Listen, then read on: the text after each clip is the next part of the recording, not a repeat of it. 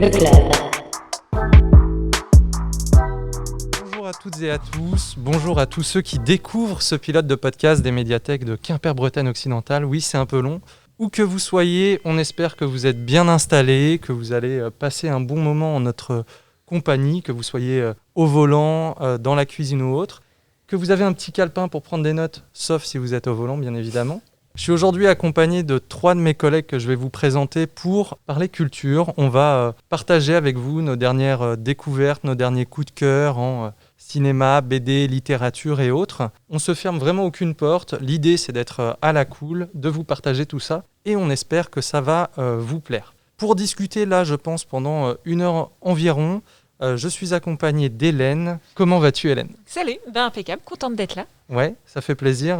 Peut-être première fois pour toi un exercice de podcast ou Ouais, mais effectivement, j'en écoute pas mal, donc du coup, je suis curieuse de découvrir comment ça marche. Ok, nickel. Samuel qui est avec nous aussi. Bonjour, Comment vas-tu ? ça va bien aussi. Ouais, première fois ? Deuxième podcast. Ok, donc tu as déjà eu l'occasion d'en faire. Oui, c'est totalement impromptu, mais oui, deuxième, on va voir. C'était totalement différent. Ok, Pas les mêmes sujets, mais c'est chouette de faire ça avec les collègues. nickel. Et la 3e personne avec nous, Coralie. Oui, bonjour tout le monde, Ça va ? ça va. Grande Nickel. première aussi. Bon, je vois que tu as pas mal de notes avec toi. Moi que j'ai tu pris nous des as- notes, j'ai besoin de, de me rassurer, on va dire. d'avoir un petit support D'avoir visuel. un petit support, ouais, c'est des petites notes. Comme tu disais, on va présenter des choses, donc au moins le titre, l'auteur, voilà, des petits pense-bêtes en fait. C'est clair. Là, c'est une première, donc on n'a même pas trouvé de nom à notre podcast pour le moment. C'est vraiment un pilote.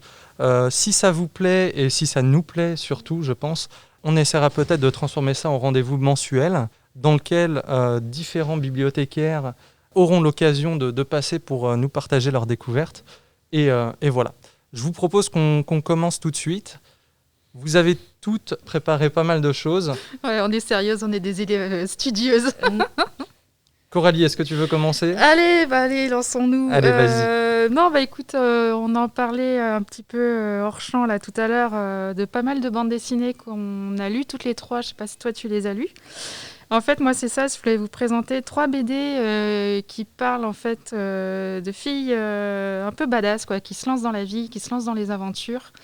Et ça, c'est quelque chose de nouveau, je pense, avec MeToo, etc. Ouais. Voilà, des BD d'aventure, en fait, qui sont faites par des filles, quoi. C'est des filles un peu qui se lancent dans l'aventure, c'était beaucoup par des garçons jusqu'à présent. Oui, c'est ça, les personnages principaux sont des femmes, et du coup, c'est plus facile de s'identifier parfois Voilà. quand on est plus jeune, ou même, Mais en fait, ça fait plaisir aussi.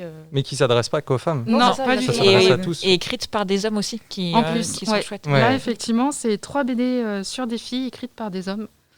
Et en fait, je trouve que c'est vraiment bien fait. Donc, il y a Géante, Ouais. histoire de celle qui parcourut le monde à la recherche de la liberté. Avec un titre Voilà, tout à le fait titre court. Ouais. géant aussi. Et ça vaut avec la taille qui est assez imposante, cette BD aussi. Ouais, c'est Ouais. une grosse BD. C'est une grosse Ouais. BD avec des super dessins moyenâgeux et tout ça. Moi, je kiffe. De toute façon, les 3 BD se passent dans une contrée moyenâgeuse un peu. Ok.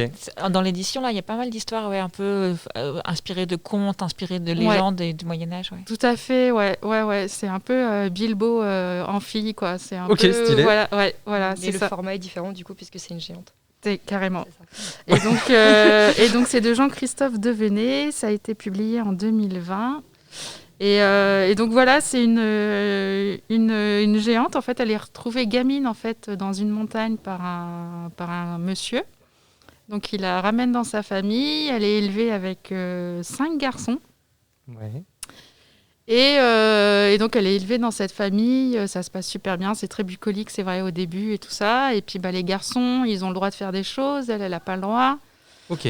Voilà, donc il y a déjà ça. Le premier, il s'en va faire la guerre. Le deuxième, il s'en va partir en mer, je crois. Enfin bref, ils ont chacun... il y en a un mission. qui reste à faire la ferme. Mais elle, c'est une fille, elle n'a pas le droit de faire tout ça. Ah, il y a presque un petit côté Mulan dans le sens où tout le monde a le droit de partir, Ouais. sauf elle qui se retrouve Voilà, bloquée. comme c'est une fille, en fait, en gros, elle devra se marier et faire des enfants et vivre dans la ferme, quoi. Donc, voilà. Alors qu'en plus, vu que c'est une géante, elle a des super capacités qu'elle peut pas C'est ça. exploiter. Quoi. Ok. Et donc, en fait, elle, à la faveur d'un événement, en fait, elle part, en fait. Voilà. Et donc, elle va se retrouver confrontée à plein de péripéties où son côté de femme et aussi de géante va poser problème, quoi. Et donc, c'est c'est peut-être presque un rite initiatique, en fait. Et elle va rencontrer plein de gens, elle va rencontrer plein de situations. Et il y a un moment donné où elle rencontre un groupe de femmes, en fait, qui vit en autonomie et tout ça. Et là, c'est vraiment pour les adolescentes, pour s'ouvrir à la vie et tout ça. C'est vraiment très intéressant comme propos. Il y a vraiment des phrases qui sont percutantes et très dans l'air du temps. Et donc, je trouve que vraiment, pour petit roman BD initiatique pour ados, Du coup, c'est bien écrit. c'est vraiment bien écrit. Il y a un propos féminin et féministe vraiment très important et très bien fait aussi. Donc, même les garçons, même peut-être surtout les garçons et les filles, je veux dire, c'est pas genré. C'est vraiment très intéressant, quoi. Génial. J'ai l'impression que tu l'as lu aussi, du coup. Ouais, je l'ai lu aussi. Et effectivement, par rapport à d'autres qui sont peut-être plus pour un public adulte, celle-ci, elle peut commencer à être lire quand on est ado. Alors, elle est assez dense. C'est une BD où il faut prendre son temps pour la lire. On ne la lit pas en une demi-heure. Mais justement, on peut. Après, c'est des chapitres avec des mini-aventures à l'intérieur. Donc, on peut tout à fait la lire en plusieurs fois et couper. Mais Et le dessin, en plus, est vraiment bien fait. C'est un dessin réaliste. C'est un grand format. Ouais. Ok, ça donne envie. Dans un univers médiéval de contes, comme tu disais, Hélène, c'est vraiment bien fait. Et alors, du coup, dans le même style, je pense que beaucoup en ont entendu parler Podum. Hélène l'a ramené d'ailleurs. Ouais, il a sa BD en plus. Podum, moi, j'avais envie de le lire, mais... Et alors, il a eu plusieurs prix. J'avais noté, il a entre autres le prix Landerneau BD. Ouais. Et il a eu le Fauve des lycéens à Angoulême en début d'année. Alors, c'est une BD de Hubert. Et Hubert qui est décédé l'année dernière, malheureusement. Et moi, je suis fan de Hubert. Oui. C'est vraiment un artiste génialissime. Du coup, ça m'a permis, moi, de relire des choses que je n'avais pas lues de lui. Et c'est vrai qu'il a toute une ligne dans ses BD qu'il a fait. Il y a la série Les Ogres Dieux, là, qui est juste magnifique. Moi, c'est dans ma liste pour mon anniversaire. Hein. Et j'ai vu que la BD est classée meilleure BD de l'année 2020 sur pas mal de sites. Elle a été hyper conseillée. Enfin, c'était vraiment un coup de cœur par tous les professionnels. Et la couverture fait trop envie, en fait. C'est aussi toutes les BD qu'on présente, c'est vraiment des beaux objets en soi aussi. C'est des livres qu'on a envie d'offrir ou d'avoir. Et c'est... Enfin, même sans être connaisseur, on sent qu'il y a un super travail dans l'illustration, les couleurs. On sent que c'est des BD où ils ont pris du temps pour les faire. Quoi. Alors, je me suis pas trop renseigné dessus. Je connais pas le pitch, etc. Mais à la couverture, ça me donne l'impression que ça se passe dans un univers un peu antique. Alors, est-ce que je me trompe Non, en fait, ça se passe dans l'Italie de la Renaissance. Ok. Donc, la jeune fille, donc j'ai oublié le nom, malheureuse que je suis. Chez moi une Éloi, au lieu de crâner, tu peux me le dire? Je ne sais pas si je ne l'ai pas lu encore. C'est dans ma pile à lire infinie. Donc, peut-être qu'un jour, Et en fait, donc, du coup, elle doit se marier. Et dans sa famille, en fait, il y a un objet, c'est une peau d'homme, en fait. Et quand tu la revais, en fait, tu deviens un homme. Ok, trop bien. Et c'est sa tante, en fait, qui lui propose de revêtir cette peau d'homme pour apprendre à connaître son mari. Parce qu'en fait, à l'époque, on se mariait avec des gens qu'on ne connaît pas. En plus, elle fait partie de la petite aristocratie locale. Donc voilà, donc elle va revêtir cette peau d'homme, elle va faire la connaissance de son futur mari. Il y a plein de péripéties. Et là, c'est pareil, c'est du féminisme aussi. Elle est confrontée en fait à la différence quand elle est femme de ce qu'elle peut faire, ne pas faire, et quand elle est homme, ce qu'elle a le droit de faire et pas faire. Et là, je trouve que du coup, c'est hyper intéressant parce qu'on a vraiment les deux points de vue. Ouais. Et elle est aussi, elle est jeune en fait, donc c'est aussi une adolescente qui s'éveille à la vie, qui s'éveille au monde qui l'entoure. Et c'est hyper intéressant. En plus, elle a un frère, mais alors, pas piquer des hannetons. Voilà, j'allais dire, au-delà du côté féministe, il y a aussi le côté puritanisme qui est mis en cause. Parce que elle, pour le coup, elle Les Moins d'Aventure, elle ne quitte pas beaucoup sa ville, mais on va voir toute la vie de la communauté. Et elle qui va commencer à se poser des questions et on va voir que ce n'est pas la seule dans la ville et que, du coup, donc, effectivement, son frère qui est plutôt un religieux, qui a de l'aura, qui sait discourir, il va imposer son point de vue alors que finalement, il y a toute une communauté qui subit. Et grâce à elle, ils vont réussir à se rebeller. Donc, il y a quelque chose qui m'interroge un peu, c'est le fait que ça se passe à une autre époque. Est-ce que, même si aujourd'hui ça fait clairement partie des grands sujets de discussion, etc., est-ce que le récit fait encore vraiment écho à ce qui se passe? Carrément, parce qu'il y a le côté effectivement de genre, il y a le côté religieux aussi. Donc ça aurait pu se passer dans une cité. Donc on n'a pas l'impression que c'est des problématiques qui sont trop datées. Il y a un côté un peu hypocrisie, ça peut même faire penser aux Américains qui a un côté très religieux, très il faut être sage. Et alors qu'en même temps aux États-Unis, il y a aussi toute une communauté, il y a aussi ils sont hyper binaires et du coup c'est un peu ça sur l'image publique qu'on doit avoir. Et puis en fait, l'hypocrisie, je pense que c'est un mot qui est pas mal sur. Et c'est elle, justement, quand elle va découvrir le monde caché auquel elle a accès en tant qu'homme, elle va découvrir tout ça. Elle va dire, mais en fait, ça se sait, tout se passe, mais on cache. Et encore aujourd'hui, de toute façon, il y a des filles qui ne peuvent pas faire des choses parce que dans leur famille, ça ne se fait pas et tout ça. Et là, du coup, ça... Et donc, non, je pense que c'est clairement d'actualité, quoi. Et je pense que c'est pour ça aussi que ça a eu pas mal de prix, c'est que... Ça a touché, je vois par exemple, comme je disais tout à l'heure, le prix des lycéens à Angoulême, je pense que ça les a touchés, les gamins. Et ça fait résonance à ce qu'ils vivent actuellement, quoi. En fait, c'était quasi un peu une fausse question, parce que je me doutais que le petit filou en le faisant en 2020, ils auraient fait en sorte. Et en fait, alors même s'il y a des choses qui ont changé, c'est des thèmes qui sont encore importants. Carrément. Tu vois, justement, le fait que ce soit dans le passé et une région qui n'est pas non plus hyper identifiée, ça fait que justement, on s'identifie plus facilement, plus large et on pourrait transposer ça dans les pays arabes, aux États-Unis. Enfin, on peut imaginer plein de... En France, ça peut faire penser à plein de situations. Une fois de plus, ça donne trop envie. Ah ouais, il est vraiment... Hubert, il y a toujours une sensibilité, je trouve, dans ce qu'il écrit. Enfin... C'est toujours beau, même après, s'il y a diverses choses. Il y a un côté sensuel aussi, et c'est un travail qu'il a mené au niveau de...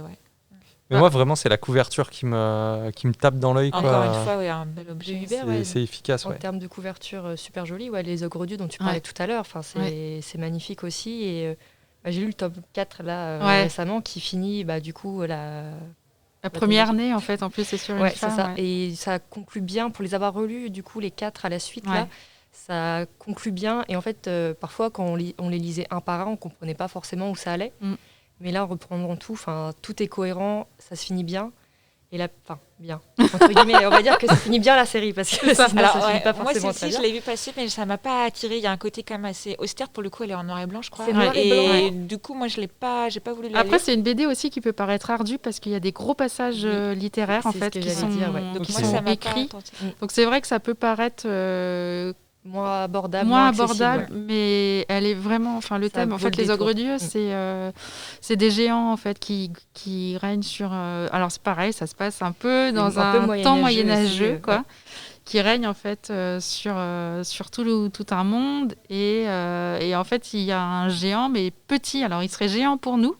Il est petit pour les géants. Et donc, ça commence comme ça. Le premier tome s'appelle Petit. Et en fait, il va remettre en question beaucoup de choses et c'est vraiment... En fait, c'est aussi tout le monde des géants. Ils ont voulu être de plus en plus grands pour mieux régner, etc. Sauf qu'il y a eu beaucoup de consanguinité, et du coup, au fur et à mesure, toute la lignée... ça dépérit, en fait. Voilà, ça dépérit. Et au début, c'est ça, petit. L'idée, c'est de refaire partir, même s'il est beaucoup plus petit que les autres, c'est de faire repartir la lignée sur quelque chose de mieux. Repartir sur de bonnes bases. C'est ça. Et du coup, c'est là, tu verras la fin, vous verrez la fin. Et ça se finit de manière très belle. Et comme tu disais, ce que j'aime bien aussi, c'est qu'il y a un côté un peu conte. Vous avez un chapitre, par exemple, en bande dessinée, et vous allez avoir, comme tu disais, une partie un peu plus conte qui fait écho à ce qui s'est passé avant. Donc ça va être parfois des récits d'ancêtres, ce genre de choses. Et c'est très bien articulé. Et voilà, c'est vraiment un coup de cœur aussi pour le coup, cette bande dessinée. Et moi, de Hubert, je retiens Beauté, qui est Ouais, une série carrément. du coup en 3 tomes, et un peu dans le même sujet. Et donc là, pareil, encore une époque moyenâgeuse. Je pense que ça doit être facile pour eux de laisser libre cours à leur imagination. Ouais. Et là, on a une jeune fille qui est la patte, qui est laide en fait, qui est moche. Faut dire le mot, et qui du coup est regardée par personne, n'a aucun accès, et tout d'un coup, elle va du coup souhaiter devenir belle, et c'est ce qui va arriver. Et alors là, du coup, ça devient la fille que tout le monde désire, tout le monde convoite, et c'est très intéressant de voir le changement de regard. Et du coup, il va y avoir du coup, pour le coup, plusieurs hommes qui vont tout faire pour la séduire et du coup se marier avec elle. Et c'est vraiment intéressant de voir dans notre société, c'est pareil, on peut transposer. Et l'attrait peut avoir la beauté, alors qu'au final, cette fille, elle reste la même, c'est une fille du peuple toute simple, mais tout d'un coup, le fait d'être belle, ça va lui ouvrir des portes. Elle sent plus le poisson. Voilà. Oui, et même c'est vrai que c'est un souhait qu'elle a fait, mais au final ça devient une malédiction. Exactement. C'est vraiment ça. Au final, elle regrette presque son choix parce que et du coup c'est assez bien amené, sans c'est pas des théories trop compliquées là, c'est assez fluide. Je sens que ça va être le piège du podcast là, c'est qu'on va avoir envie de lire trop de choses après. C'est pas comme si on avait déjà. Des piles, comme dirait Samuel Hubert, c'est cœur quoi, parce que vraiment. Pour le coup. C'est vraiment. Et alors moi, du coup, je finis juste sur ma petite thématique avec l'âge d'or de Cyril Pedrosa. Ok. On sera peut-être moins d'accord sur celle-là, je te laisse parler. Et écoute, moi je me suis fait offrir le tome 1 et 2. J'avais déjà lu le tome 1, j'ai pas encore eu le temps de lire le tome 2 parce que ça s'empile. T'as lu que le 1 pour l'instant. Moi j'ai lu le 2. Toi aussi. Oui. Pourrait me dire. Et en fait, c'est pareil, c'est sur une femme en fait qui est son père meurt, c'est le roi du royaume. Il y a un petit côté Game of Thrones, j'ai l'impression, de royaume, de lutte fratricide. Ah oui, un peu de magie. Ouais. Et en fait, du coup, il y a un coup d'État. C'est elle qui devait hériter du royaume. Et au final, et comme c'est une fille en plus, il y a un coup d'État et elle doit combattre. Donc, elle part un peu en quête pour récupérer son royaume. Quoi. Je suis en train de regarder les planches, elles sont trop belles. Hein. Ouais, le dessin de... les couleurs. Et il y a des trouvailles scénaristiques qui sont assez chouettes. En fait, il y a des doubles pages où l'action... Elle chemine, l'action se déroule sur toute la page. Ouais, il y a vraiment le cheminement sur une double page. Donc, en fait, on voit tout le paysage qu'elle est en train de traverser, qui est vraiment mis sur la double page avec, effectivement, on le voit plusieurs fois, le petit groupe en fonction du cheminement, et ça, c'est vachement bien fait. Et Pedrosa, il y a les couleurs qui explosent complètement. Mais du coup, tu étais peut-être moins convaincue, Hélène. C'est encore une BD dense, et moi, je l'ai trouvée parfois un peu dense, et je me suis perdue, en fait. Justement, le tome 2, j'étais curieuse de voir la suite, et en fait, je l'ai lu assez vite parce que je me suis perdue un peu dedans. Il y a beaucoup d'intrigues, et il y a des allers-retours, on suit différents groupes, et moi j'ai un peu lâché. Mais écoute, je te dirai quand j'arriverai enfin à le lire. L'année prochaine. C'est ça le problème, c'est que quand on achète, on privilégie ceux de la médiathèque pour que ça roule, pour que les gens puissent les avoir. Oui. Et du coup, ta bibliothèque à toi, elle est un petit peu... Elle n'en finit pas. C'est ça. Ok. Voilà, donc en fait, c'est la même thématique des jeunes femmes. En fait, c'était vraiment cette thématique des jeunes femmes qui... Mais c'est vrai que là, dans les productions éditoriales, on a pas mal de choses qui sortent. Il y a eu l'effet Pénélope Bagieux avec les culottés. Et donc là, il y a... Alors, parfois, c'est un peu opportuniste et c'est pas des BD forcément qui sont remarquables, mais ça a le mérite en tout cas de... là, en fait, il y a un vrai travail, je trouve, sur ces 3 BD de dessin, d'histoire, Voilà, c'est pas comme tu dis, juste parce que pour répondre dans l'air du temps. Quoi. Et ces 3 auteurs, ils ont vraiment certaines BD visent vraiment un public très féminin, très girly. Là, pour le coup, là, ça peut être ces 3 BD qui peuvent être lus aussi bien par des filles que des garçons. C'est peut-être pour ça que ça fait plus écho, justement. Mais c'est ça qui est bien, parce que souvent, il y a eu une bande dessinée un peu classée féminin, ou avec des dessins très ronds, etc. Et justement, là, on arrive à retrouver de la BD, on va dire, classique, qui peut plaire à tout le monde. Où justement, des hommes, des enfants, des ados peuvent se retrouver aussi sans forcément qu'il y ait ce côté très girly. Avec trop de références très féminines. Là, et les filles ont su s'adapter aux BD, de s'identifier à des BD où c'était des garçons jusqu'à présent. Les garçons, là, c'est pareil, dans ces 3 BD, je veux dire, il y a pas de... C'est pas parce que c'est une fille ou un garçon, quoi. C'est vraiment... Alors, effectivement, il y a des propos féministes qui sont portés, Mais je trouve que c'est intéressant aussi. Enfin, faut pas se poser la question de ouais, c'est une fille, j'ai pas envie de le lire. Non, c'est vraiment des BD qui sont à lire, quoi. Trop bien. Samuel, je crois que tu as aussi de la BD sous le coude. Encore une bande dessinée. Ouais. Mais j'en aurai une après aussi. Donc, Je crois qu'on est 4 aficionados en plus de la BD. Dessinée, donc, après, moi, je suis moins BD franco-belge, mais du coup, c'est toujours intéressant d'avoir... Oui. Parce que comme je prends seulement les suggestions qu'on me fait, quand je lis de la BD franco-belge, je lis que des bonnes choses. Ouais, voilà. Et ça, c'est un régal. C'est que tu es bien entouré. C'est ça, exactement. Vas-y, on te laisse la parole. Le titre, c'est Amour minuscule, de Stefano Turconi et Teresa Radice, je ne sais pas trop comment ça se prononce. Et là, pour changer, ça se passe donc à notre époque, donc en 2017, et on va suivre en gros un couple, donc une jeune femme qui s'appelle Iris et qui est italienne, et un jeune homme qui s'appelle Ismail et qui est d'origine syrienne. Ils s'installent en Italie dans leur maison. Le couple, ça se passe bien entre eux. Ils veulent faire un enfant, faire un projet de famille. Et Ismail va repartir en Syrie pour essayer de sauver certaines œuvres. Du coup, comme il y a la guerre là-bas, il essaye de sauver des œuvres d'un musée. Et lors de son séjour, en fait, il va perdre ses papiers suite à une attaque et il va essayer de retourner en Italie sans papier, forcément. Sympa. Et on va suivre de son côté tout son parcours très compliqué à travers le désert et aussi la traversée pour aller jusqu'en Italie. Et de son côté, Iris est enceinte. D'accord. Donc on va avoir en parallèle la jeune femme qui va avoir sa grossesse, essayer seule, essayer de... Ouais, puis pas inquiète en plus, j'imagine. Si, inquiète forcément, vu qu'il perd son téléphone, il n'a rien, donc forcément pas de nouvelles. Donc elle garde toujours l'espoir que son compagnon soit vivant. Donc il y a ces deux, on va dire, temps-là qui sont les uns après les autres. À côté de ça, on a aussi Iris qui écrit à son futur enfant, qu'elle appelle Amour minuscule, d'où le titre. D'accord. Et donc, il y a aussi tout ce lien qu'elle crée avec son enfant en lui disant ton papa n'est pas là, mais bon, on va essayer que tout se passe bien pour toi. Voilà. Et on a aussi un peu l'histoire de leur rencontre à eux, donc en Syrie, où lui faisait des visites. Donc, ils se sont rencontrés, elle, illustratrice.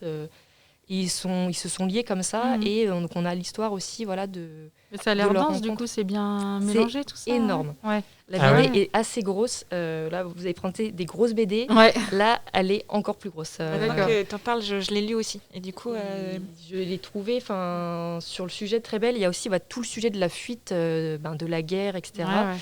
Et Iris, en fait, dans son histoire familiale, il y a aussi de ça. En fait, au début, on se dit elle, ça va être peut-être plus calme, mais en fait, non. Sa grand-mère, je crois, a dû quitter l'Italie dans les années 30. Ouais. Sa mère a dû quitter l'Argentine dans les années 70. Donc en fait, il y a tout il y a bien une histoire de migration aussi. Voilà, c'est ça. Il y a tout aussi... on parle de la Syrie actuellement, mais on voit aussi qu'il y a différentes couches et différentes histoires qui rentrent en résonance aussi avec elle, son histoire familiale, et lui, Ismail, dans le présent, qui essaye de s'en sortir et de rentrer... Du coup, il quitte son pays, mais pour fuir la guerre, quoi. Ouais, du coup, c'est vrai que maintenant que tu le dis, je l'ai lu. Alors j'avoue que j'ai pas gardé des grands souvenirs, mais effectivement, c'est pas une BD sur. Il y en a déjà sur la guerre en Syrie, sur les migrants, mais il y a aussi tout le côté histoire d'amour, couple.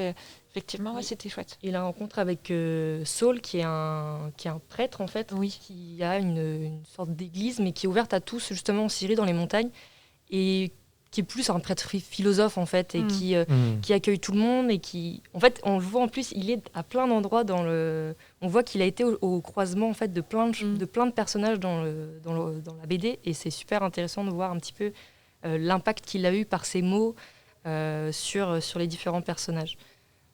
Et là, je vois la couverture, parce qu'il faut préciser. Moi, j'ai mon petit papier. Samuel a son téléphone. Je l'ai pris en photo pour les pas oublier les générations, auteurs. voilà. Ouais, c'est clair. Moi, je suis plutôt team Samuel. C'est ça.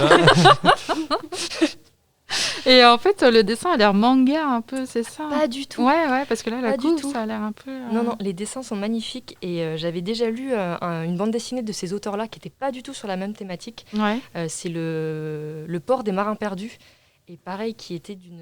je te l'ai montré. C'est la possible, couverture, mais tu m'en montres trop aussi. J'ai pas compris la couverture, je la trouve pas forcément des plus accrocheuses. Un voilier, voilà. Ouais. Mais là, c'est pas du tout la même thématique, c'est un peu plus la piraterie. On a un jeune homme qui perd la mémoire, qui se retrouve sur un bateau. J'ai lu aussi. Et Hélène, elle a tout lu. Je sais pas, c'est pas du tout les mêmes thématiques, mais je trouve que, pareil, elle est très épaisse et je sais pas, j'aime beaucoup en fait la manière dont il raconte les histoires, la manière dont c'est dessiné. C'est beau en fait. Moi, j'aime bien souvent les bandes dessinées. Je sais pas comment vous les choisissez, mais moi, le dessin, faut qu'il me parle, quoi. Ça peut être rédhibitoire. C'est clair. Même si on a beau te la pitcher, tu dis que le thème peut te plaire. Après, le c'est dessin. La première approche, en fait. Si tu le vois, tu fais ça me plaît. Effectivement, et après, tu vas c'est un peu horrible parce que on se fie juste à l'image, mais. Mais ça fait complètement partie de ce qu'est la BD, quoi. Et des fois, j'ai l'impression d'être flouée parce qu'il y a des BD, elles ont une super couverture, mais l'intérieur n'est pas du tout le même style. Et alors là, je suis. La déception. Voilà, déçue des fois. Après, moi, j'ai pas trop de style de dessin. Parce que ça peut être du dessin réaliste, du dessin ordinateur même, de l'aquarelle et tout ça. Mais il faut que j'accroche quand même, quoi. C'est vrai que je ne saurais pas définir un style de dessin, mais il y en a qui ne me parlent pas, quoi. Je suis totalement... Et à l'inverse, il y a des fois, tu as des BD où c'est le choix d'un dessin très minimaliste, mais par contre, le sujet est vraiment bien amené et il n'y a pas besoin d'avoir... Est-ce que c'est la transition pour ta prochaine BD Alors, ça aurait pu, mais du coup, j'avais... Bon, je ne sais pas si on en parlera, mais je pensais plutôt à une autre BD qui est complètement différente. Ça s'appelle L'Oasis. Alors, j'ai oublié l'auteur, mais du coup, c'est plus une petite recherche. Un carnet de croquis, en fait. Du coup, là, c'est son histoire. Donc, c'est un dessinateur de BD. Et avec sa femme, ils viennent d'acheter une maison. Du coup, je crois que c'est dans le centre de la France. Et avec l'idée, c'est leur choix, il y a un très grand jardin. Et l'idée, c'est de faire leur jardin de leur rêve. Et donc, du coup, c'est plutôt carnet de croquis, un peu récit, pas d'aventure, mais récit. Tu m'en as parlé l'autre jour. Ouais. Et donc, exactement, c'est ça. Donc c'est de Simon Hureau. Voilà. Et en fait, je l'ai conseillé à des collègues qui lisent moins de BD, mais qui sont intéressés par le jardin. Puisque du coup, toute ça... Est-ce que tu peux lire le sous-titre ? Alors, je vais essayer de rouvrir ça, mince. Du coup, c'est une petite jeunesse d'un jardin biodivers. Voilà, biodivers, puisque en fait, effectivement, lui, son idée, c'est donc le moins de pesticides possible et surtout de refaire revenir la nature sauvage. Et donc, il va creuser un puits, il va guetter pour l'arrivée des libellules, l'arrivée des... Et donc, ça se passe sur plusieurs années et on le suit, il est assez attachant et du coup, on voit tout son engouement dès qu'il y a un nouvel oiseau qui arrive, dès qu'il y a un nouvel insecte. Et c'est tout son cheminement. Il fait plein d'erreurs aussi, il y a des plantes invasives, il essaie de discuter avec ses voisins qui ont des plantes qui arrivent. Et du coup, j'ai trouvé ça très chouette. Et c'est une petite approche du vivant. Lui, il essaie un peu de remettre un peu le côté sauvage. Et donc, ça se lit facilement. Ça me fait penser à un manga que j'avais adoré il y a quelques années, qui est à peu près sur le même thème. Alors, c'était plutôt un agriculteur, et c'est tiré d'une histoire vraie, ça s'appelle Les Pommes Miracles. Et en gros, c'est l'histoire vraie d'un agriculteur japonais qui, à une époque où tout le monde s'est lancé dans l'agriculture avec des pesticides, etc., a décidé de faire pousser des pommes au Japon et qu'elles soient totalement bio, qu'il n'y ait vraiment aucun produit. Et donc, dès qu'il doit faire fuir des insectes ou autres, il va essayer de faire ça avec des produits naturels, en utilisant, alors j'ai plus ça en tête, mais des vinaigres, des choses dans le genre. Ça, c'est un peu la même démarche. C'est un tome. C'est ce qu'on appelle un one shot, quoi, et c'est vraiment génial. Enfin, j'avais adoré sur le coup, hyper bien dessiné, la couve est trop belle aussi. Donc par contre, moi, les auteurs japonais, j'ai jamais la mémoire des noms. Alors déjà que j'ai pas celle des auteurs locaux, donc et le jardin, moi, ça me fait penser, là je viens d'en finir une bande dessinée, ça s'appelle Le Jardin de Rose. C'est pareil, j'ai pas l'auteur en tête, j'avais pas prévu d'en parler, mais là tu me parles de jardin, ça fait résonance. Et en fait, c'est un peu côté Lulu femme nue d'Avodo. Je ne sais pas si vous connaissez. Ouais. En fait, c'est une dame qui vit dans une cité, elle est au chômage. Donc, ça commence par un entretien Pôle emploi. Après, elle va dans sa cité et tout ça. Et en fait, elle aide une voisine qui vient de se casser la cheville, en fait. Et qui, parallèlement, vient d'avoir les clés de son jardin dans des jardins associatifs, en fait. Et elle renaît à la vie vraiment avec ce jardin associatif. C'est tout simple comme histoire, mais c'est la renaissance de cette femme d'une 50aine d'années avec... alors, il y a un petit peu des petits pitchs, des petits retournements de situation et tout ça. Mais c'est cet éveil de cette femme de plus de 50, parce qu'elle n'y connaît rien au jardin, et même au début, ça ne la motive pas du tout, à travers le jardin. Et je trouve que si vous avez lu Femme nue, ça, c'est pas mal. D'accord. Le jardin de Rose. Ouais. De Hervé Dufaux. Tout à fait. Voilà. Mais ces hommes qui écrivent sur les femmes. très chouette. T'avais peut-être quelque chose d'autre à ajouter ou... Donc non, mais il faut aussi le côté aussi grand public qui peut être sympa. Ok. Pour des gens qui, il y a des BD comme ça. Il y a eu à une époque tout un courant sur les BD sur le vin. Enfin, il y a eu plein de BD, et pour moi, c'est des BD qui peuvent être attirantes pour des personnes qui lisent moins de bandes dessinées. Par exemple, ça peut être des livres que je conseillerais à ma mère qui a la soixantaine, qui lit très peu de BD, donc qui du coup par là ça pourrait lui plaire. Et puis même par le sujet, ça peut attirer des gens effectivement qui se lancent dans la permaculture ou des choses comme ça, quoi. Ça peut... Et là, cette saison en plus. Ouais, carrément. Puis c'est pas trop lourd à lire, c'est des BD qui se feuillettent, on peut couper, il faut pas reprendre toute l'histoire. C'est vrai que ce qu'on a présenté jusqu'à maintenant, c'est des gros bébés. Et moi, je vais continuer parce que j'avais prévu de vous parler d'une BD qui s'appelle Carbone et Silicium. Vous en avez peut-être entendu parler. Alors, elle est dans ma liste de réservation. Elle est dans ma pile à lire. Voilà. Et là aussi, c'est de la grosse BD, c'est du costaud. Alors, c'est clairement moins grand public que... Mais ça a eu plein de prix aussi. Moi, je l'ai vu, mais toi, je l'ai pas ouverte. Elle se bataille vraiment avec Podum sur tous les classements de l'année 2020. Carrément, oui. Alors moi, il y a plusieurs choses qui ont fait que je me suis lancé dans la lecture de Carbone et Silicium. La première chose, c'est que il y a des collègues ici qui l'ont mis en coup de cœur BD de l'année 2020. Ouais. Donc c'était dans notre sélection de coup de cœur 2020. Ouais. Dernièrement, j'ai écouté aussi pas mal de conférences et d'interventions d'Alain Damasio, auteur de SF français particulièrement reconnu. Qui vient de sortir pour la jeunesse, en fait, pour les ados, un livre, Et du coup, il a écrit en fait une postface à la BD Carbone et Silicium. Et en fait, je l'ai entendu parler de cette BD dans un format que j'aime bien sur Internet, c'est des vidéos de Combini. On invite un auteur à rentrer dans une librairie et à parler de ses livres préférés, etc. Et c'est assez chouette. Et la troisième chose, c'est que c'est publié chez Ankama, chez un label qui s'appelle Label 619. Ouais, c'est ça. Et il publie... acheter les yeux fermés, presque. C'est ça. Ils éditent que des choses que je trouve géniales. Notamment, j'avais adoré il y a quelques années Moutafoukaz, qui pour moi est un must-have, quoi. D'ailleurs, ils ont sorti une version... Ciné, ouais. Non, ils ont sorti une version là récemment, en petit feuillet, style comics books américain. En fait, sur une version de Moutafoukaz, mais western. D'accord. Bon, je vais regarder ça parce que je suis passé à côté. Carbone et Silicium, donc c'est de la SF. C'est de la SF et on va suivre deux personnages centraux, Carbone et Silicium, qui sont en fait des robots dotés d'une espèce de super intelligence artificielle qui dépasse de très loin ce que l'esprit humain est capable de comprendre. Sauf que les humains ont, pour des questions de rentabilité, ont conçu ces fameux robots avec une date limite. Ouais. Et vous en doutez, les robots, ils n'ont pas envie de mourir. Et donc, on va suivre l'histoire de ces deux personnages qui, chacun à leur manière, vont trouver une solution pour ne pas mourir et vivre pendant des décennies et des décennies. Et ce qui est génial, en fait, c'est que toute la BD, on va suivre leur évolution sur, je crois que c'est plusieurs siècles, si je ne me trompe pas. C'est assez génial. Et je trouve que là où la BD est hyper réussie, c'est que les humains sont placés un petit peu en arrière-plan de la BD. D'accord, ouais. Et en fait, on se retrouve observateur de l'évolution de l'humanité au travers des yeux de ces deux robots qui vont en plus développer une espèce de... On ne sait pas si c'est une romance ou quoi, et c'est en ça que c'est hyper intéressant. Et qui vont prendre tous les deux des directions de vie qui sont totalement opposées. Là où l'un va choisir plutôt de s'exclure de la société, en fait, son objectif, ça va être de découvrir le monde entier, et à chaque fois qu'on va le rencontrer, il va nous dire quel pourcentage de la planète il a eu l'occasion d'explorer, etc. Donc, un petit peu de l'aventure, quoi, c'est ça. Ouais, c'est génial. Et il va y avoir des planches où on va le voir en haut des plus belles montagnes chinoises, etc. Ouais. Enfin, c'est vraiment magnifique.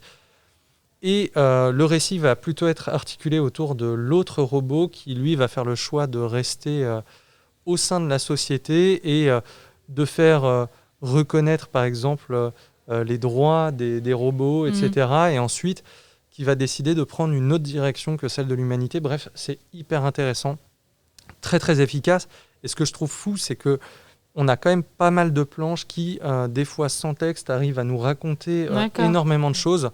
Même si ça reste une BD qui est plutôt bavarde, on a des phases qui sont assez riche, mais Ouais. je recommande beaucoup. Ça fait longtemps que j'avais pas eu un aussi gros coup de cœur en BD franco-belge, quoi.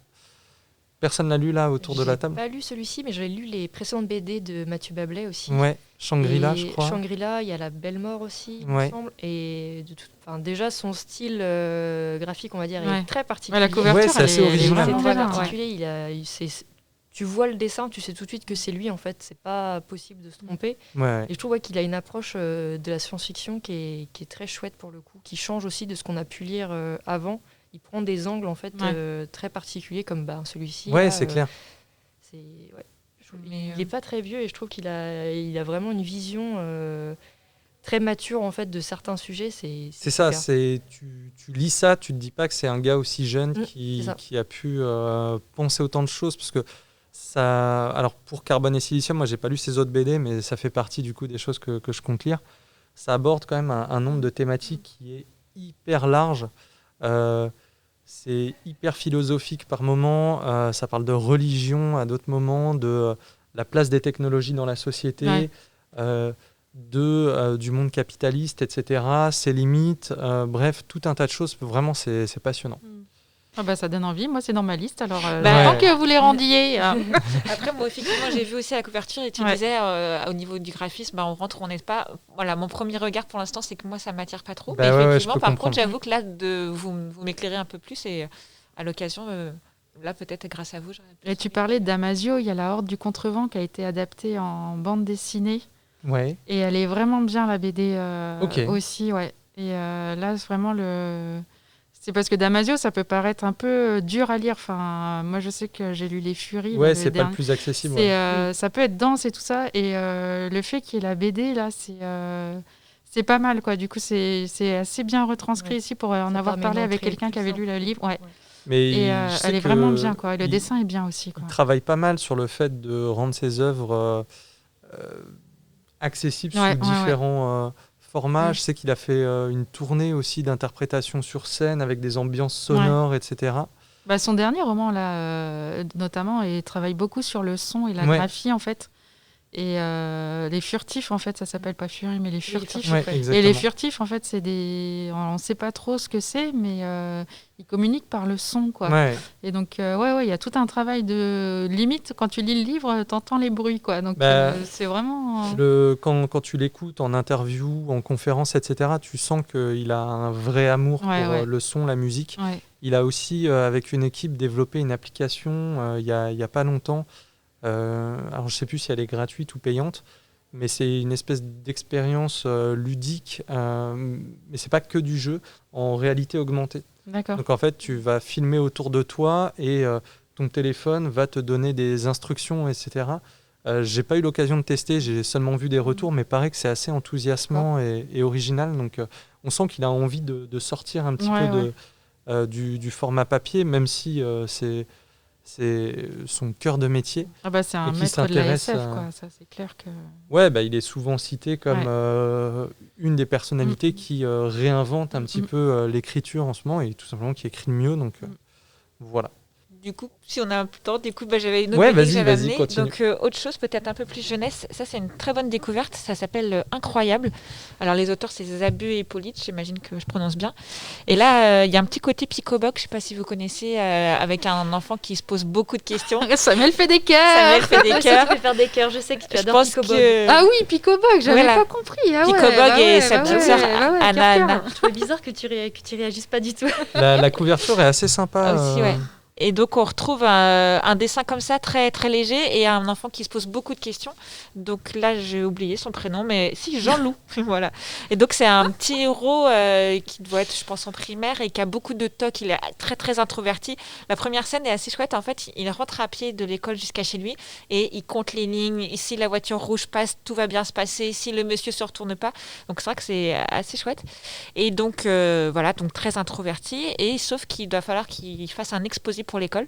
Et lui, il est fan de culture générale, il a plein de petits tiroirs, il note plein de choses. Donc c'est un personnage comme ça assez attachant. Et il va passer participer à un concours d'éloquence avec un exposé à faire. Donc c'est tout ce parcours qu'il va faire. il a une famille qui est un peu cabossée, mais il y a à la fois dès qu'ils sont un peu absents, et puis à la fois il y a un oncle qui est très drôle, un oncle moustachu qui fait un peu penser à Johnny Hallyday. Et ouais, moi j'ai très sensible. Voilà, c'est de la tendresse qui ressort de cette bande dessinée. Et du coup, j'ai beaucoup apprécié. Donc pareil, une grosse bande dessinée, mais pour le coup un dessin plus léger. Et J'avoue qu'on a fait une sélection de bonnes grosses BD. Là, il y a que des heures de lecture en perspective. Dans ma réservation, là. Dans mes résas. Eliane me l'avait conseillé il y a pas longtemps. Non, mais il va falloir faire du tri dans les réservations, là, je crois. C'est clair. Mais ce qui est chouette, c'est que c'est vraiment le genre de BD qu'on peut relire. Et certaines, on les lit une fois et elles ont un impact fort. Puis d'autres, on a envie de les relire et de les savourer. Non, mais là, en plus, c'est des belles BD qu'on vous a présentées, quoi, vraiment au niveau du dessin. Bel objet aussi. Un bel objet, des beaux objets. Et là, je vois Hélène, c'est les tiens, et c'est vrai que c'est des objets dans une bibliothèque qui sont... Enfin, moi, j'en achète pas beaucoup, mais celles que j'achète, voilà, c'est que j'ai envie de les garder dans ma bibliothèque. Et voilà, ça fait vraiment plaisir à les relire. Et carrément, et ça... Voilà. Et puis d'autres BD qu'on va juste emprunter à la médiathèque plusieurs fois, mais voilà, d'autres qu'on veut garder. Ok. Moi, j'aurais juste en fait, je n'arrive pas. C'est un numéro spécial BD. C'est pas des BD justement, c'est génial, des romans. Moi, je voulais parler de romans aussi après. Donc, et alors, c'est tout chaud. Je viens de le finir hier soir dans mon lit, le dernier. C'est Ces orages-là de Sandrine Colette. Alors, c'est une spéciale dédicace à une copine à moi qui est fan de Sandrine Colette. Si un jour ce podcast est diffusé, elle se reconnaîtra. Trop bien. Sandrine Colette, j'avais lu Et toujours les forêts. Alors pendant le confinement, c'était peut-être pas forcément le meilleur choix, mais là, alors moi je connais pas du tout, donc du coup je t'écoute. Je sais pas le titre qu'elle donne, mais pour avoir l'auteur, tu connais. C'est une autrice qui a fait déjà 9 romans et au début c'était surtout des policiers. Et moi je lis pas du tout de policiers. Mais là, les 2 derniers sont pas classés en polar, et effectivement, ça n'en est pas. Le premier, Et toujours les forêts, serait une sorte de dystopie fin du monde. Et là, Ces orages-là, ça parle d'une nana qui vient de se sortir d'une relation avec un pervers narcissique, en fait. Donc, c'est des thèmes qui sont assez plombants. C'est une écriture, mais hyper dense, incisive, qui coupe court. Enfin, c'est pas des gros romans, forcément. Là, on doit être sur 250, 300 pages, quoi. Mais c'est haletant, enfin, on est pris vraiment là dans le dernier roman, on pourrait penser qu'il se passe rien parce qu'en fait c'est une nana qui a rompu avec qui s'est barrée en fait parce qu'elle avait que ce choix-là, elle a même pas rompu, elle s'est barrée de chez lui. Il lui a fait vivre des choses atroces, enfin il y a des scènes vraiment qui sont dures. Et ça pourrait être juste un roman d'introspection d'une femme qui se reconstruit et tout, mais plein de fois dans le roman, on se dit mais qu'est-ce qu'elle va faire Et on attend. Et à la fin, on se dit mais non, c'est pas possible, quoi. Et vraiment, c'est une écriture et pareil. Et c'est pas des personnages qui sont lisses, quoi. En fait, c'est des personnages complexes. Parce que et toujours les forêts, à un moment donné, le héros, il fait quelque chose. On te dit mais non, c'est pas possible. Enfin, c'est des personnages qui sont ancrés dans la vie parce que nous aussi, tous les jours, on voudrait être parfait, mais on ne fait pas des choses parfaites. Et c'est ça que je trouve bien dans ces romans aussi, c'est que voilà, c'est pas parce que c'est le héros qu'il est tout parfait, qu'il est tout beau, qu'il est tout lisse.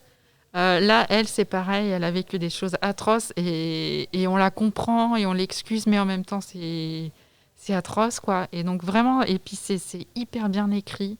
C'est haletant. Moi, je l'ai lu en 3 soirs, là, tellement c'est...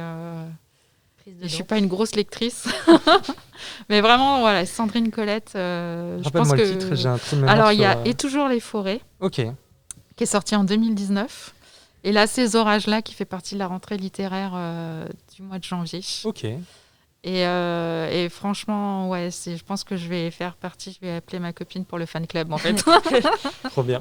Il y a juste une petite phrase qui me fait rigoler, c'est que tu te dis, je suis pas une grosse lectrice, alors qu'on vient de parler de plein de BD, de lectrice de romans, bien sûr. Ouais, c'est sûr. Mais après, faut pas juger le niveau de chacun. Mais c'est rigolo qu'on différencie. Mais après, quand tu parlais un peu de relations toxiques et tout. En fait, ça me fait penser à une autre bande dessinée, désolée, qui est assez copieuse aussi, c'est Tant pis pour l'amour de Sophie Landin. Ah oui, nickel. Qui est, c'est pas du tout, par contre, c'est dur comme thème, mais c'est peut-être présenté un peu plus de manière un peu humoristique par moment. Ouais, mais par contre, c'est très éducatif sur les pervers narcissiques. C'est hyper documenté. Elle raconte, sa relation qu'elle a eue avec un pervers narcissique, donc le début de la relation, mais aussi surtout l'après, où elle va beaucoup se documenter pour comprendre comment elle a pu en arriver là, comment elle a pu en arriver si bas, parce que son estime d'elle-même en fait était vraiment à zéro à la fin de cette relation. Et elle présente les articles ou les livres qu'elle a pu lire, qui sont surtout anglophones en fait, donc ça permet aussi d'ouvrir un petit peu. Et puis elle a un alter ego avec son ours en peluche aussi qui est hyper savoureux, parce que l'ours en peluche est vraiment génial. Il boit, il pète, il fume, c'est génial. D'où la touche d'humour, voilà. C'est ça. Mais c'est vraiment pas mal, je pense que c'est pas un sujet qu'on a beaucoup abordé en France, et du coup là, elle ouvre en fait ce thème-là, et peut-être aussi sur les personnes qui ont été dans ces relations, de comprendre un peu le cheminement pour réussir à se reconstruire et essayer d'aller mieux en fait. Donc, ça m'a fait penser. Ouais, mais carrément, c'est tout à fait raison. Ouais. C'est en lien, ouais. Hélène, t'avais peut-être. Non, je suis curieuse de savoir ton roman à toi. Moi, j'ai. Alexis lit des livres. Mais même pas mal. Là, j'ai dû en lire une bonne dizaine ce mois-ci. D'accord. Ah oui. Notamment pas mal de classiques, mais là, je voulais pas vous parler d'un classique. Je voulais vous parler d'un livre qui s'appelle Terre errante. Je sais pas si vous en avez entendu parler. Je l'ai lu aussi, ouais.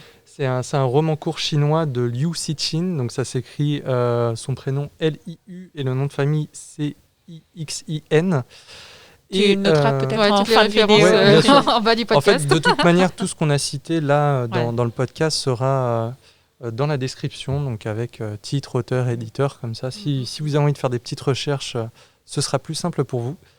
Et Terre errante, vous en avez peut-être entendu parler parce que le livre a eu le droit à une adaptation sur Netflix l'année dernière. Enfin, chez nous, diffusé sur Netflix, mais en Chine, ça a été un énorme film. Plus gros succès au cinéma quasi de tous les temps, etc. D'accord. C'est un film de SF qui s'appelle The Wandering Earth, qui est assez minable comparé au livre. D'accord. Mais en fait, l'objectif avec ce film en Chine, c'était de montrer que les Chinois étaient aujourd'hui capables, en termes d'effets visuels, etc., de rivaliser avec Hollywood. Et c'est vrai que visuellement, ça n'a rien à envier à ce que peuvent faire aujourd'hui les Américains avec des Avengers, etc. Moi, je voulais vous parler plutôt du roman court, donc, qui s'appelle Terre errante, qui se lit très très vite en 2-3 heures, même pas, vous arrivez à bout de ce livre. C'est presque une grosse nouvelle en quelque sorte. Oui, c'est ça. Ouais. Et le principe, c'est qu'on va suivre, alors au départ un enfant, mais jusqu'à son âge adulte, même plutôt avancé, dans un contexte où l'humanité se rend compte que le soleil va bientôt exploser et que du coup, il faut rapidement partir. Problème, c'est que embarquer toute l'humanité dans des vaisseaux spatiaux qui vont peut-être pas survivre au voyage, ça risque d'être compliqué. Donc, et puis aller où, quoi ? La solution restante, c'est de déplacer la planète Terre. D'accord. Donc en fait, les humains vont construire des espèces de réacteurs géants qui, pour certains, sont plus grands que l'Everest. Il y en a, je ne sais plus combien de centaines partout sur la planète, et de passer par différentes phases qui vont être appelées des ères en fait dans ce livre.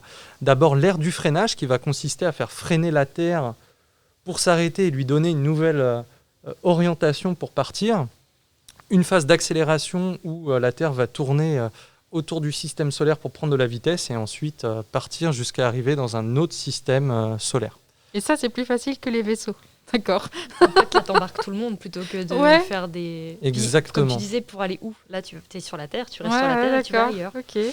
Et du coup, les humains vivent dans des espèces de bases gigantesques sous terre parce que vous vous doutez qu'en arrêtant la planète et en la déplaçant, elle va passer par différentes ères où des fois, la température va être extrêmement élevée quand elle va se rapprocher du Soleil. Et à contrario, la plupart du temps, soit quand on sera côté face cachée... avec le soleil qui est de l'autre côté ou carrément éloigné de la planète, du soleil, des phases d'air glaciaire absolument terrifiantes. Ne serait-ce que les marées avec les rotations et tout ça qui sont les mêmes. Voilà. Exactement.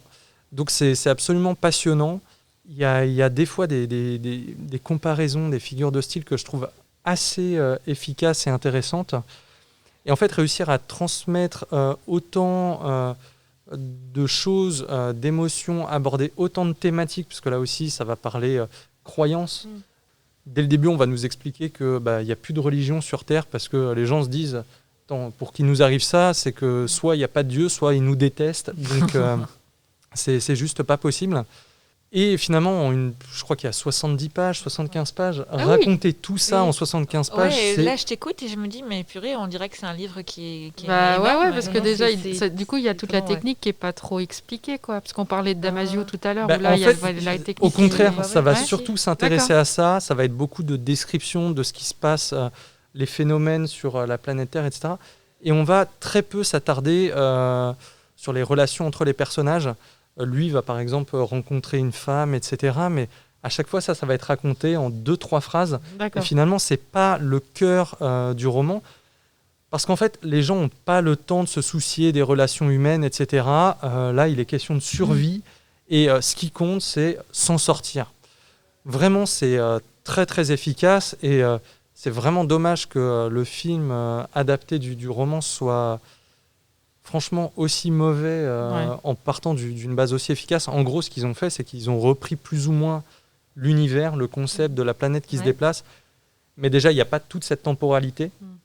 Alors, je me doute qu'adapter au cinéma une temporalité aussi longue, c'est pas forcément évident, quoique certains ont réussi à le faire.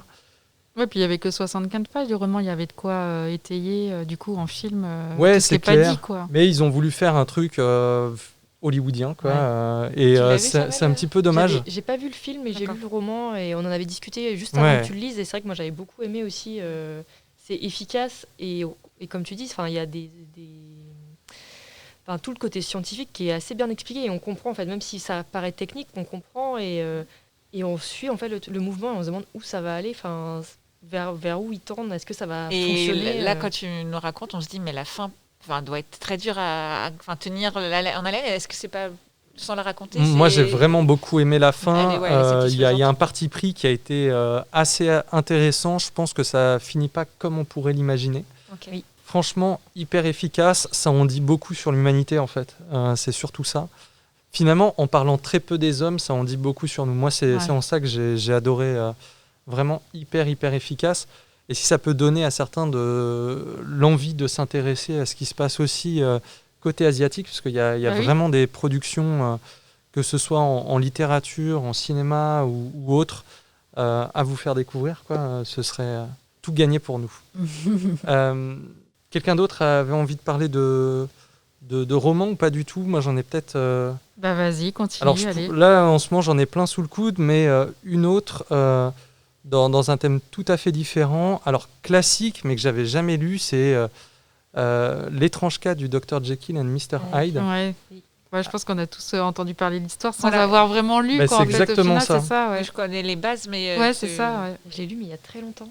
C'est ça, c'est que... Alors, toi, tu l'as lu, mais très souvent, les gens connaissent, ils savent de quoi ça parle, mais n'ont pas lu le livre. Alors déjà, j'étais assez étonné. Moi, je m'attendais à ce que ce soit plutôt un roman adulte, et en fait c'est classé en ado, même si je pense que pour avoir une lecture complète de l'œuvre, c'est mieux d'être adulte. Ça aborde certaines thématiques de manière un peu cachée qu'un adulte est capable de décrypter et peut-être pas forcément un ado. Et c'est en ça que le livre est réussi, c'est-à-dire que je pense que tu peux le lire à 15 ans et prendre du plaisir, et en tant qu'adulte le lire et le relire après et d'avoir une autre lecture aussi. Exactement. Alors là où j'étais assez surpris, c'est que je pensais que le fameux Dr Jekyll and Mr Hyde allait être vraiment le protagoniste de l'histoire, et en fait pas du tout. On va suivre un autre personnage qui va voir l'évolution du Dr Jekyll d'un regard extérieur. Et en fait le roman joue un petit peu avec les genres, c'est quasi par moments du policier, parce que va y avoir des choses qui vont être commises, et nous on sait qui c'est, forcément. Mais le protagoniste, lui, n'en a aucune idée, a des doutes, et on va voir ce qui va le conduire à découvrir que le Dr Jekyll... On est au courant déjà du meurtrier, mais toute l'enquête est de savoir comment ça va se passer. En fait, je trouve... Moi, c'est pour ça que, par exemple, très souvent, le spoil, ça ne me dérange pas du tout. Alors, ça dépend pourquoi. Pour les séries, ça me dérange parce que souvent, un des seuls intérêts de la série, c'est finalement ce que ça va nous raconter. Là où, dans le cinéma, moi, connaître à l'avance la fin d'un film, ça ne me dérange pas. Parce que finalement, je vais plus m'attarder sur le chemin et comment le réalisateur va nous amener à un résultat que le résultat. Et souvent, je me rends compte que je prends plus de plaisir quand je connais déjà la fin que quand je ne connais pas. Et il y a même eu des études qui ont prouvé que quand on connaît la fin d'une histoire, on prend plus de plaisir à découvrir l'œuvre que quand on ne connaît pas la fin. Alors, il y a aussi de rien connaître du tout. Moi, j'ai lu un roman comme ça, c'est Room, en fait, d'Emma Donoghue. Et en fait, je connaissais pas du tout, j'ai juste pris et là, je me suis laissée emporter, mais le fait de rien savoir du tout, c'était tellement, ça met dans une transe, quoi, même quand tu as des actions qui se passent et tout, quand tu sais pas, tu es vraiment plongé dedans, quoi. Il y a plusieurs écoles, quoi. Ouais, carrément. Après, là, forcément, on connaît tous le résultat de Dr. Jekyll and Mr. Hyde. Oui, voilà, ça fait partie des classiques, quoi. Et du coup, voir ce cheminement et les thématiques que ça aborde, hyper efficace, comment l'auteur va nous amener à la révélation finale, etc. C'est top. Et la question des thématiques que je trouve hyper intéressante, forcément, la plus évidente, c'est la dualité de la personnalité, les bas instincts, etc. Mais en fait... En y repensant, il y a une autre lecture, c'est celle de l'addiction aux drogues. En fait, on se rend compte que le Dr. Jekyll, pour devenir Mr. Hyde, prend une espèce de potion concoctée par ses soins. Et malgré le fait qu'il sait que ça le conduit à devenir un être abominable, et même quand il se décide à arrêter de devenir Mr. Hyde, il y a toujours un moment où il va retomber dedans, reprendre cette fameuse potion et se retransformer.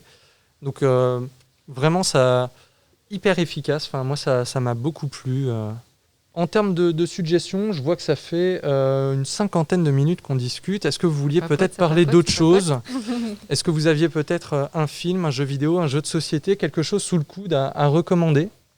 Moi, j'ai ma petite feuille et c'est fait. Voilà, j'ai tout checké. Je te vois réfléchir, Samuel. Samuel. Elle réfléchit intensément, ouais. Moi, je peux continuer de parler, hein. Notamment... alors Alexis, on peut jamais l'arrêter. Hein, donc, c'est clair.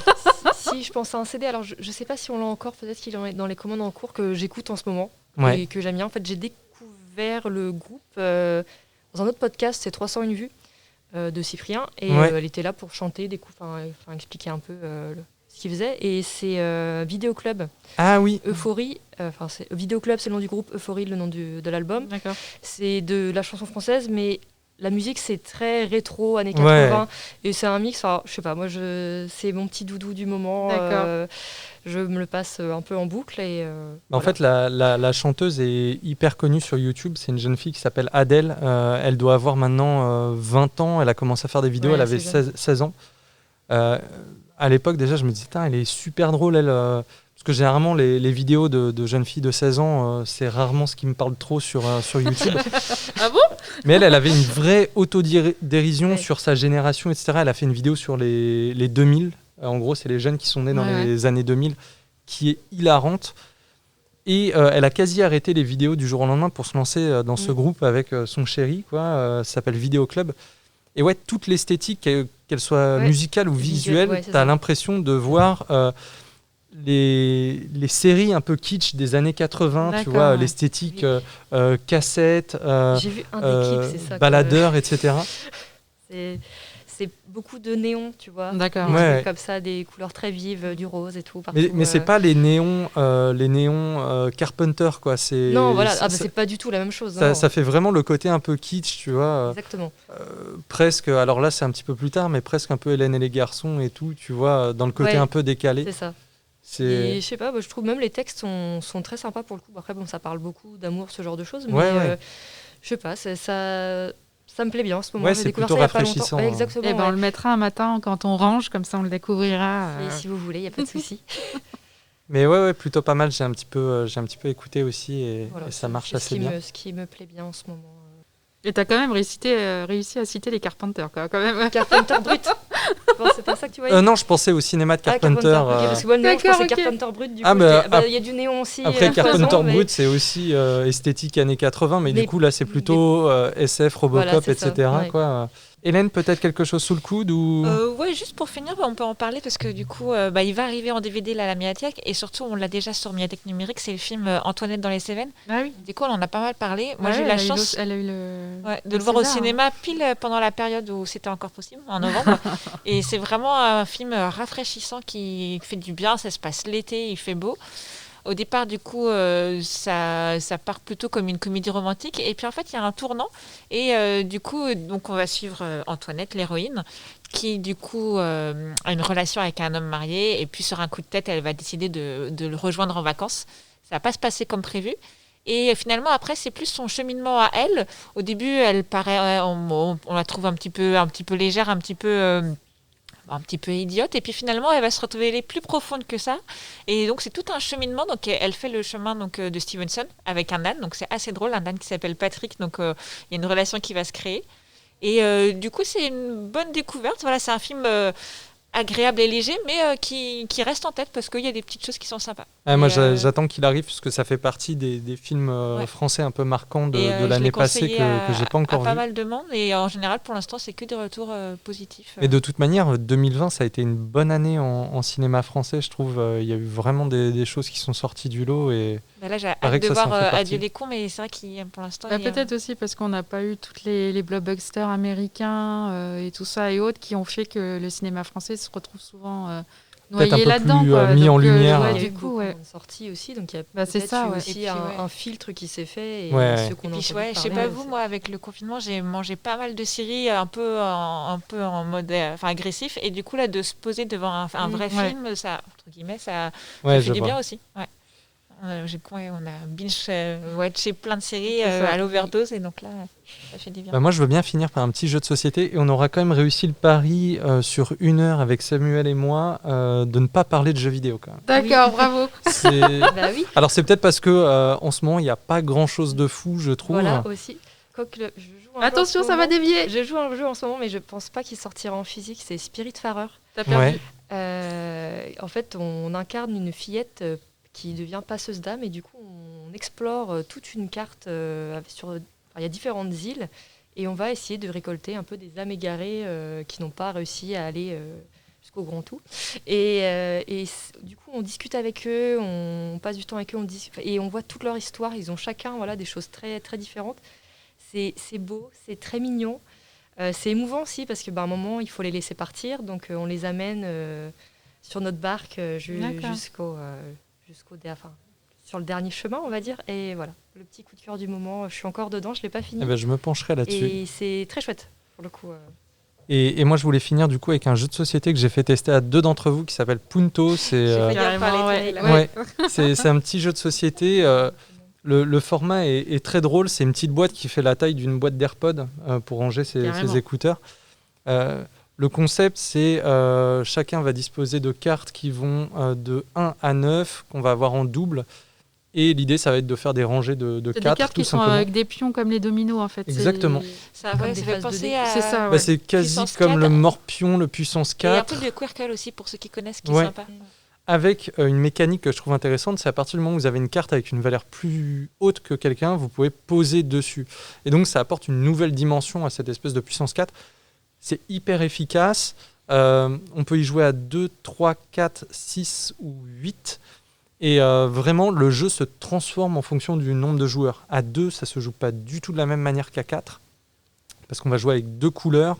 À 3, on va chacun jouer avec une couleur, mais on va prendre des cartes de la 4e couleur qui seront neutres et qui ne nous permettent pas de gagner. C'est seulement pour bloquer les autres. Bref, c'est hyper efficace, et là aussi, on recommande chaudement. Il a gagné aussi, c'est surtout ça. On aime beaucoup les jeux auxquels on gagne. Moi, j'aime bien aussi. C'est vrai que là, quand tu l'expliques, c'est pas forcément clair, mais je vous rassure, pour avoir testé, rapidement, on chope la logique. Et Lano aussi a gagné. C'est clair il y avait un peu de hasard, mais c'est vrai qu'on est d'accord que le puissance 4 et le morpion, sans avoir un gros niveau, rapidement on est bloqué, puisque on a 2 joueurs qui anticipent beaucoup les coups, et tandis que là en fait c'est une version avec cette histoire de colonne de jusqu'à 6, en fait il faut calculer, parce qu'on peut se mettre, on n'est pas obligé de se mettre vraiment à côté d'une autre pièce, parce qu'on peut bloquer cette double colonne de 6 là, ligne et colonne de 6, et du coup faut pas mal réfléchir dans l'espace aussi. Ce que tu disais, Hélène, qu'il fallait vraiment une vision d'espace. Les premières parties, ça demande une petite gymnastique, et il faut un peu s'y mettre. Et c'est ça qui est intéressant, je trouve, c'est que c'est à la fois un jeu qui est très accessible, parce que dans son concept, on chope tout de suite le truc, mais assez rapidement, on va pouvoir capter des éléments stratégiques et tout. Je pense à des personnes qui jouent dans mon entourage et qui sont très tactiques, qui ont vraiment des grosses réflexions, et je pense qu'ils pourraient s'éclater aussi. Ouais, c'est clair. Non, puis le format aussi, tu vois, on l'emmène dans le train, on se fait une petite partie quand on est à deux dans le train. Ça prend pas de place à la maison. Une boîte solide aussi. Et pas très cher aussi. c'est vrai que... Voilà, je pense qu'on a fait le tour. Je pense qu'on est tous et toutes plutôt convaincus par cet échange. Pas trop mal formule, ça a été plutôt sympathique. Nous aussi, on a plein d'idées maintenant de lecture. C'est ça, carrément. on rajoute. Eh bien, on se retrouve très certainement bientôt pour un nouveau numéro de ce podcast. On aura trouvé un nom d'ici là. C'est clair. On espère que ça vous aura autant plu à vous qu'à nous. Donc normalement, ce podcast sera disponible sur YouTube et sur toutes les plateformes d'écoute, donc Spotify, Apple Music, etc. À très bientôt et bonne journée ou bonne soirée à vous. Salut. Salut. Salut.